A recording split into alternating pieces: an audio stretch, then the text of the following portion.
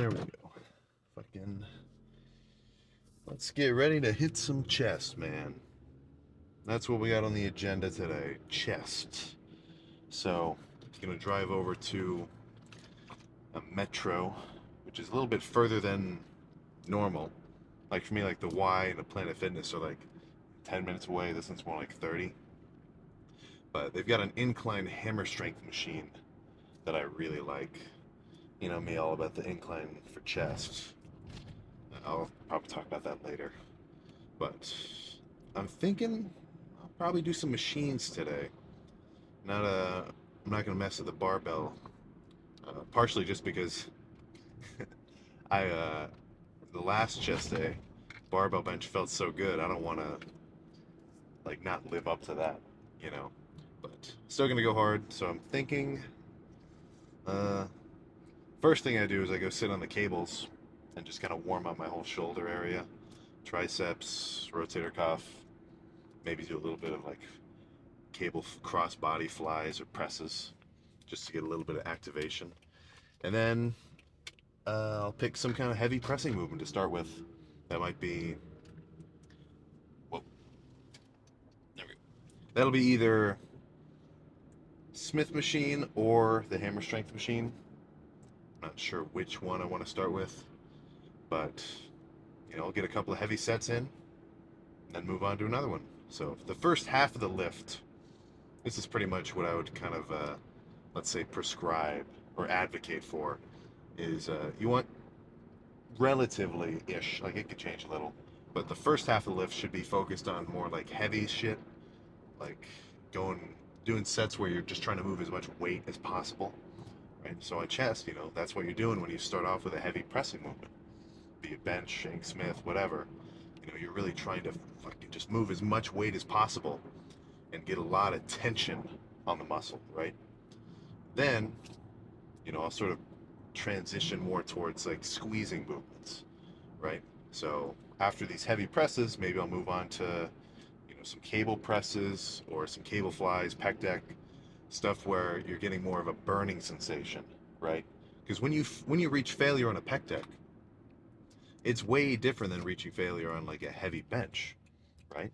Because you're not like on a heavy bench, it's just you literally can't do another rep. You're physically incapable of doing one more, right? But with a pec fly or shit like that, you can kind of get some partials going, and really the only thing keeping you from doing more reps is you're just fucking starting to burn. And doing those in tandem, like those two kinds of sets in that order, I feel like it always just gives me a good pump. But as long as you do, hard working sets, you're gonna have a good lift, right? Like this last leg day on the hamstring curls, I didn't start off super heavy. I just did kind of moderate weight. Like pretty much the whole lift was the squeezing sets rather than trying to move as much weight as possible. So it's not like there's a single way to go about it. That's just kind of a general way that I've been liking. So nothing else to talk about. Let's just go get ready for a frightening chest pump. I'm already pretty excited. So this lift shouldn't take long. Like, uh, I'll probably forget about it if I try to talk about this at the leaving car talk. But this lift, once I get in there, like walk in the gym, I put my shit down, go to the bathroom or something, and then I'll probably sit on the cables warming up for like, I don't know, 10 minutes. But once I actually start my first working set, that first one to the last one, it's only going to be like 45 minutes. Maybe 40 if I'm quick about it. Which is about right. 45 minutes per muscle. That pretty much lines up with how I've been doing it. So for me, back and chest days are the quickest because I'm only doing back and chest on those days. But legs and arms, since you're doing two muscles, those would be a little longer. So, you know, if you're in the gym for 3 hours, maybe reevaluate yourself. I think probably 1 to 2 is a pretty normal range. But yeah, what the hell am I talking about? Let's just go get started. I already finished the little cable warm up. I was getting ready to do Incline Smith. That's what I had in my mind, but somebody was on it. So start with the hammer strength instead. So I did a plate for a few, two for a few, three for a few. Like no real sets, just trying to get exposed to the weight. And 5 on here is fucking heavy. So let's try to get obviously as many reps as possible, but I would probably be satisfied with 10.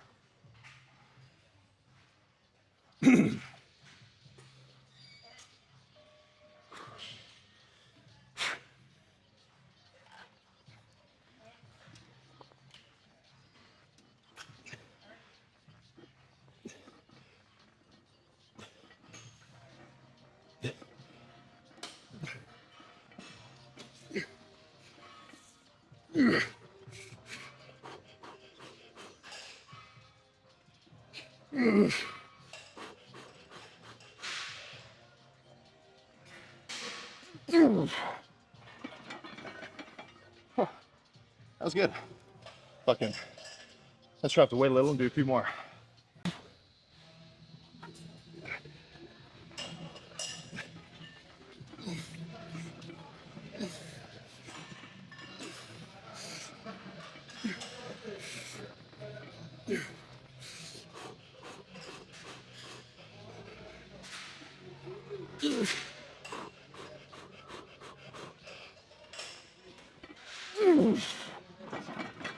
Oh, fuck. Okay, one more, a little lighter. Now let's move on.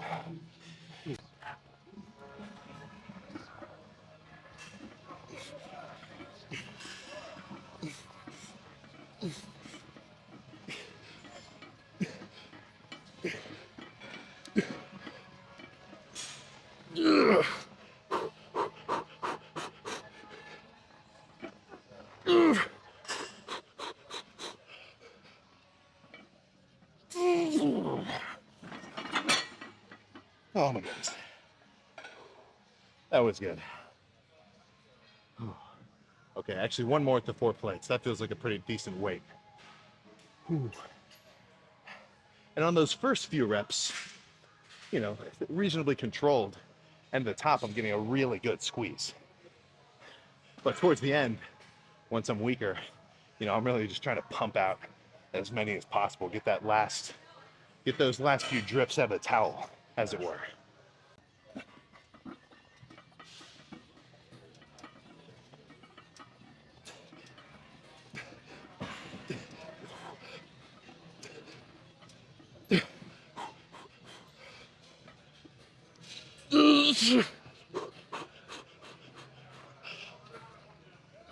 Oh my God. Yeah, that's good. Let's go do some bench of some variety. Incline, of course. So I just finished a heavy movement, right? Doing those, that incline hammer strength bench, press, you know, whatever. So now it's time for some incline Smith. So what I'm not gonna do is I'm not gonna warm up again, right?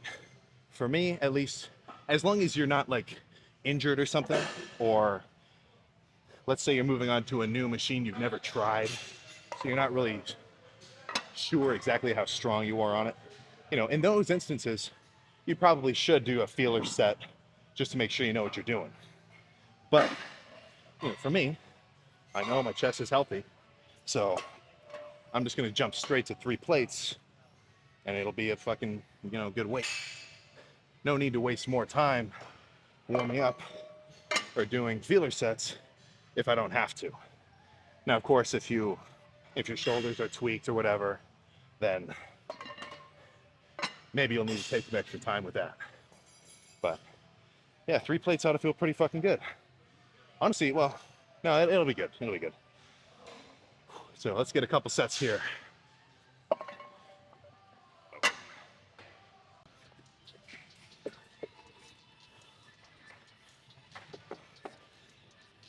There we go. I don't want it to be crooked or anything.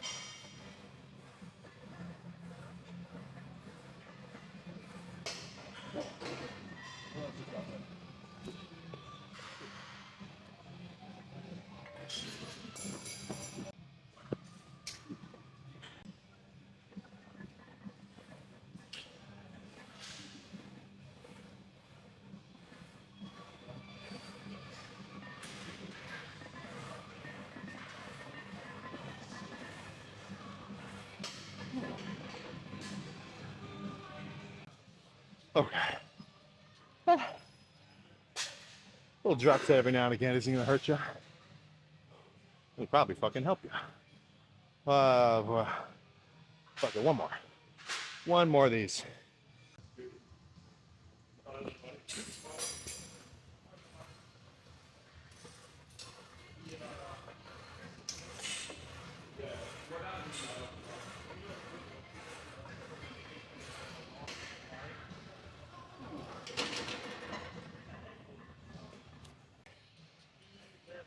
That's a good one.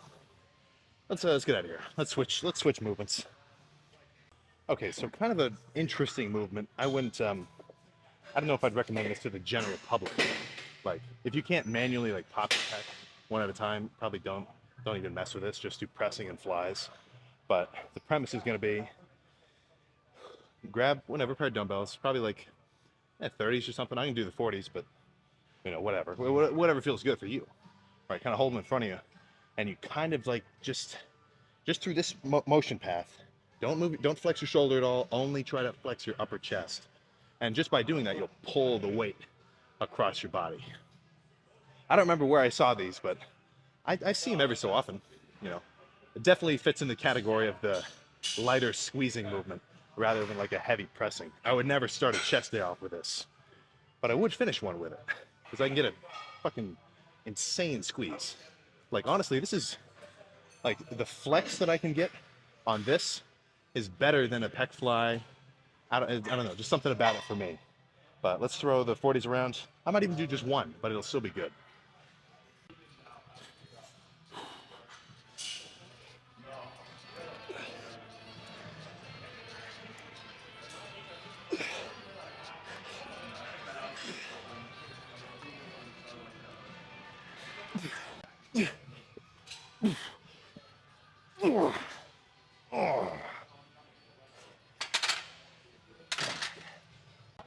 I'll do the 50s for this one, go a little heavier. All right. There we go.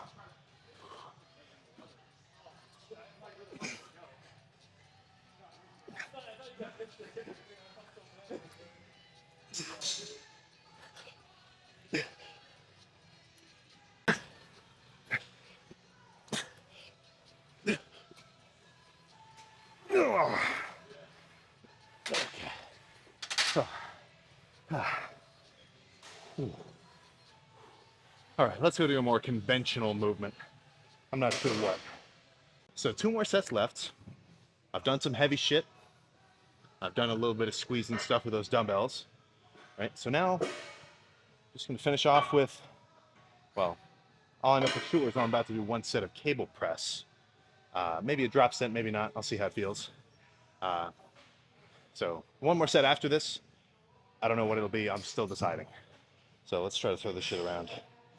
So this is kind of, I don't know, it's kind of fucked up. I don't love doing the cable press like this. Like, I would rather just do some heavy flies, like heavy cable flies. But usually with these kind of, stacks, like where you're doing push downs or curls on the bottom, you can adjust the cable. You know what I'm talking about. But this one's kind of old school. So they only have it at the bottom and the top. And it's like, if you're doing a decent amount of weight, it's kind of hard to get the weight from up here down to this position. So if you ever do these, I mean, just when you're going heavy, just be careful you don't fucking hurt yourself. So whatever, let's hit a set. Let's hit it. Let's hit this shit, man.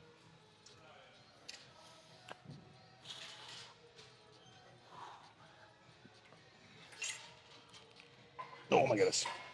There we go.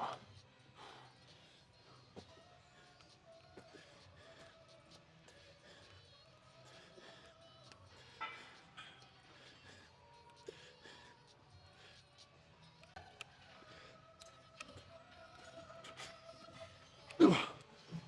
All right, let's do drop set. God damn it.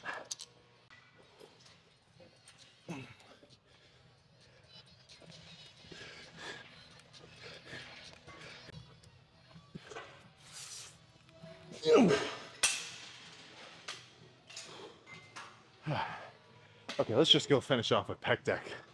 Tried and true movement.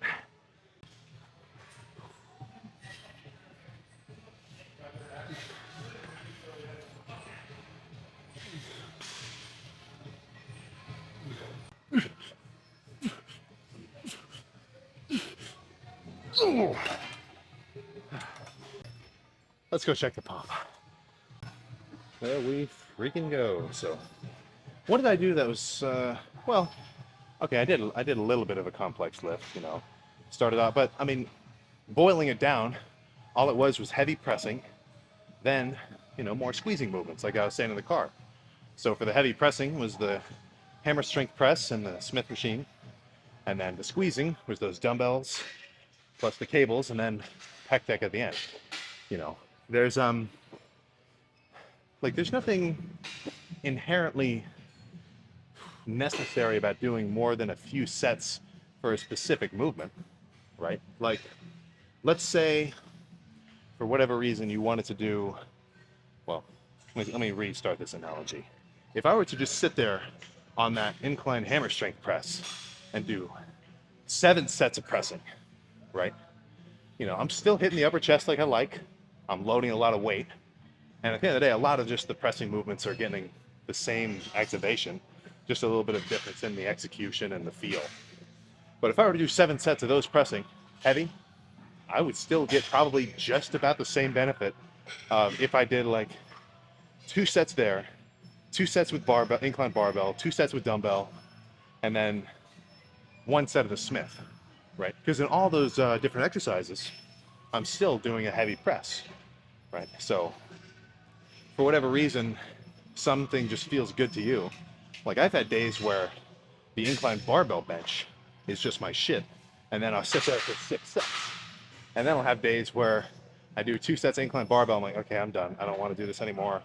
Let's move on to hammer strength or Smith machine, or maybe just some other kind of pressing machine.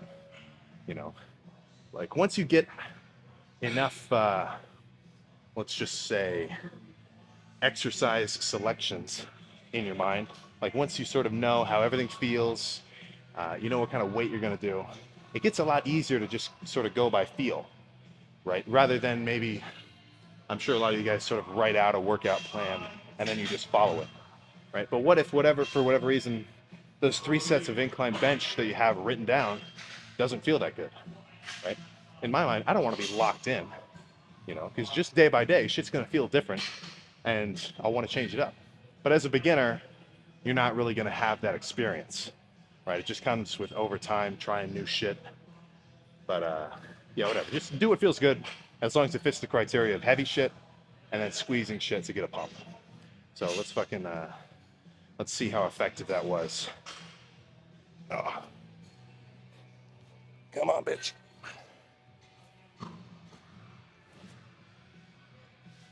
Okay. I am fucking pumped to hell. I can hardly believe it. Dude, I fucking love a chest pump, man.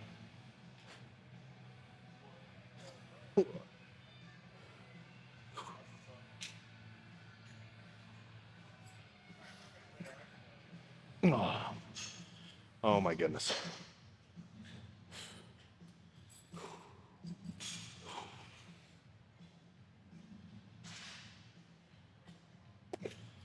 Okay. Oh. Not a lot of chest poses. Not a ton of chest poses. You get the side chest. You get maybe the. That's now that I think about it, that's like my signature pose. That's on the profile picture in the intro. This one right here. That's a good one. Oh wait, lat spread. What am I doing?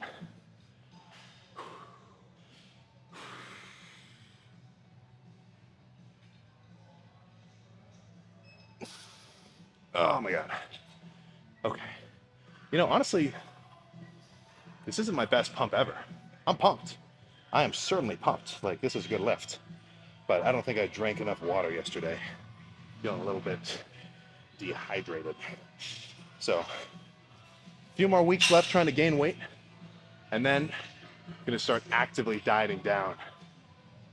And dude, I'm already just kind of a lean guy. Like, it's hard for me to get really soft in a bulk. But when I started actually fucking getting really lean, like veins just start popping out everywhere. Oh my god, I love it. But being bulked up and being cut, they both come with positives and negatives. Obviously, when you're bulking, for the most part, you can pretty much eat whenever you're hungry. Or actually, you should be eating to the point where you're not even hungry anymore. You get to be super strong in the gym. Pumps are bananas, like skin splitting, and that's pretty much it, right? And when you're dieting, you get to have a super flat stomach. You're getting leaner. You're starting to see maybe some striations all over the place. You got a tighter face. Like, I can tell when I look at pictures of me like decently cut versus a little softer, like bulked. Like, my face just sort of has a little bit of a different contour. Just a little benefit of being leaner. Not that I'm going against beauty standards, bro. You know what I'm saying. But on the negative side, when you're dieting, you're fucking probably hungry all the time. You're not going to be lifting as much weight. You'll still be pumped. You're getting pumped regardless, no matter if you're bulking or cutting. And that's pretty much it. But if you're a lifter who actually cares about making long-term progress, right? You don't really have a preference, or at least if you do, it doesn't affect what you do, in the sense that like, if you want to get bigger over time, you can't just stay cut all the time. You don't build muscle if you're getting leaner, right? The only way to get bigger is to eat food, train hard, and then, inadvertently, you're going to put on a little bit of body fat. Now, I say you can counteract a little bit of the body fat by doing your daily cardio, but that's a different conversation altogether. So, if you do want to get bigger, I think main gaining is not going to hurt you. Like, just making sure you making sure you hit your protein every day, and pretty much just eating as much food as you're hungry for. Just by lifting weights, you will gain a little bit of muscle slowly over time. But as of late, I've been doing more of a bulking and cutting method. They're both probably going to work, but it's just whatever you like. But if you try to stay super lean all the time, you're going to make no progress.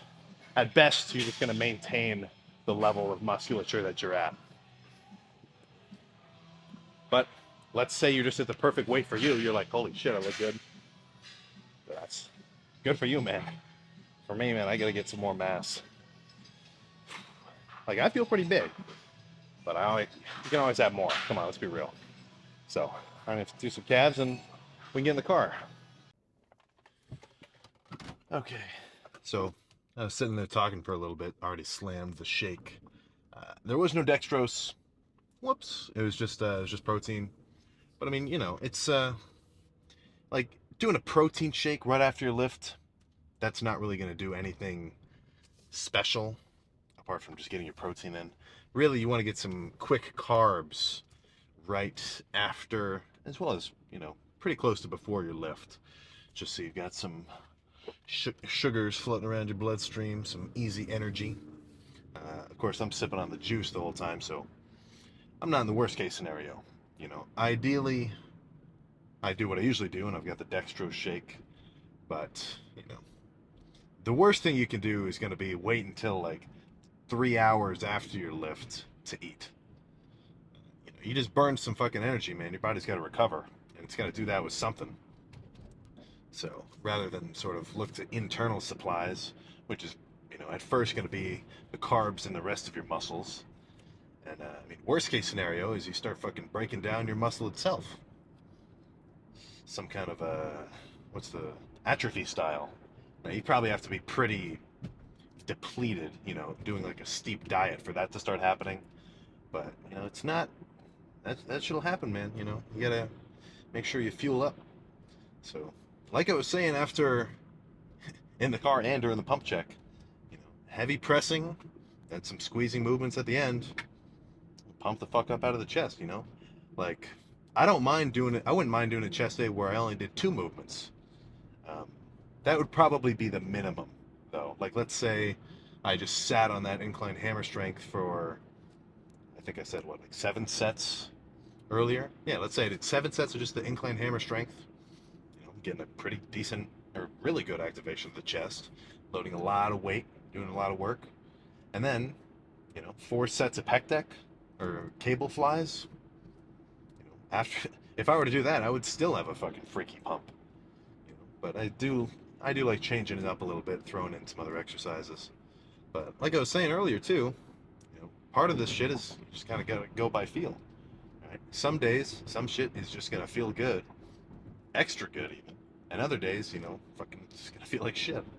Or in a more noticeable situation, maybe your fucking shoulder is fucked up, and doing barbell bench just fucking hurts you no matter what weight you do, right? But machine press doesn't bother your shoulder at all. So obviously try to do a little bit of PT and get your shoulder back in order. But if you got to do movements that don't hurt you, rather than ones that you might want to do more but will, come on, what choice do you think you should make, right? What's the responsible move? So tomorrow is going to be back day. I'll probably just go to the Y again, maybe even a Planet Fitness. I'm not sure. We'll decide. But all that's going to be is a bunch of rows and pull downs, a little bit of pullovers as well. But after that, I should be fucking pumped to hell. It's trying to crash. Oh yeah, I fucking caught it. Look at those reflexes. I feel like I was thinking about saying some shit earlier, but now I forget. I don't remember. How about this? When you're taking, so this has always kind of confused me a little bit, is the timing of people's pre-workouts, right? Normal, let's say you got, normal pre, everybody does that shit. When are you drinking it, right? It doesn't make any sense. If you were to walk right into the gym and then drink your pre-workout, you're not getting any benefits from it in your first couple of sets, right? This shit takes time to digest and kind of like, what's the word, absorb? I don't know, whatever. Like, it takes time before you drink it, before you actually start to feel any benefits. So why would you want to jump straight into like heavy bench or maybe heavy squats or whatever you're starting with before your pre-workout's even taken effect, right? So for me, I always drink it in the car, or sometimes even just like I slam it while I'm at home before I even drive to the gym. Just so by the time I get there and I've done my little warm-up sets, right, it should pretty much be fucking floating around my system already, right? It depends on how much you do. So I never do a ton of caffeine. Like, I only stick to maybe 300 milligrams. Sometimes I'll do more on a leg day specifically, just because that's a little bit extra taxing and kind of a longer lift. But doing just the 200 or 300 for me, I don't really feel like it doesn't hit me, right? I don't get hit with like the jitters or fucking whatever. I don't get like wired like that. I just don't do that much. But I used to do beta alanine for a little while. I don't know if it's really necessary, but that's the shit where it makes you itch, right? So whenever I would do it, that's probably my best gauge on like how long it takes for you to actually kind of get something from going from just slammed to actually taking effect. Is when I would do the beta alanine or the pre with beta alanine, I could tell about 20 minutes or so later, I was starting to feel a little something. I would always get it on my face and like my back. It'd just be a really weird, like tingly feeling. And as far as I can tell, the benefits of beta alanine, very marginal. Like, very marginal at best. So, not really worth just fucking being annoyed and itchy all the time. So I don't really mess with it. But yeah, I mean, so what I would recommend is at least drink your pre in the car before you get to the gym. And make sure you do it with a reasonable amount of water. Like, let me think. I don't always use shaker bottles. I just reuse other fucking bottles. But how much? 28 fluid ounces. Yeah, that's. You're gonna want at least a full shaker. I don't know how many cups of water that would be. I don't know, 4, something like that, right? Because you got to think. What do you think is fucking pumping out my chest? You know, it's not just getting inflated with air, right? It's getting full of blood and shit. So, what's your blood mainly fucking made out of? Fucking water, right? It's not rocket science. So, I can definitely tell if I haven't drank as much water as I should have, or if well, I always make sure I drink a lot in the pre, but that'll affect your pump just depending on how hydrated you are. So, I'd say what I sort of make sure to do before I lift in these, when I'm bulking right now, is get a decent amount of sleep, eat a pretty substantial amount of meals pre-lift, maybe two, at least two, probably 3 or 4, and then make sure I got a ton of fucking water and electrolytes in me. Wow. The electrolytes I think are most beneficial, not just like slamming water. I do get a couple of, not a couple, but a reasonable amount of comments talking about like exertion headaches, where oh fuck, dude, every time I go to the gym, I got a fucking crazy headache. Or if you get cramps a lot, just sounds like you're dehydrated. I uh, I always take I've been doing liquid IVs for a while. I used to do those. They're kind of expensive though. So instead, I've been buying kind of like a bulk, um, like electrolyte drink mix.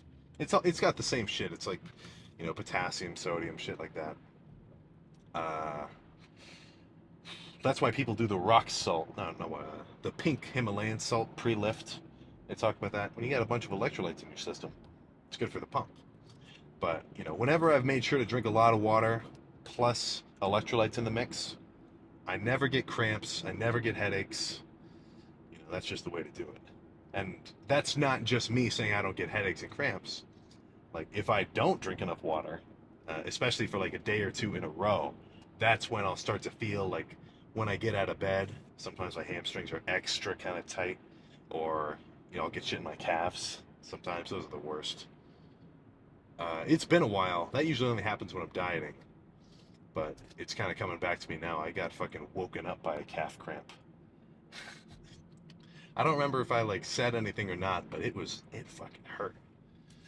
So if you don't want that to happen, make sure you drink your fluids and your goddamn electrolytes. So I'm gonna go home, eat some more food, take all my vitamins, and go to bed.